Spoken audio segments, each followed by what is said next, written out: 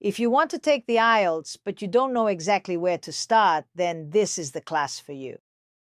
After more than 40 years of preparing students for the IELTS, I've realized that most don't have difficulty with English. They do have difficulty with organization and with strategy. In this free orientation class, I explain how the IELTS actually works, what the most common mistakes are that make students retake the exam, and how to organize your study correctly before starting your preparation. This is not a grammar class, nor is it a complete course. It's a class to bring clarity, avoid unnecessary mistakes, and help you choose the path that makes the most sense for your goal.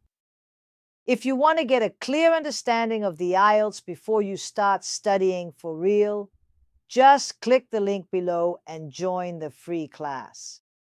See you there.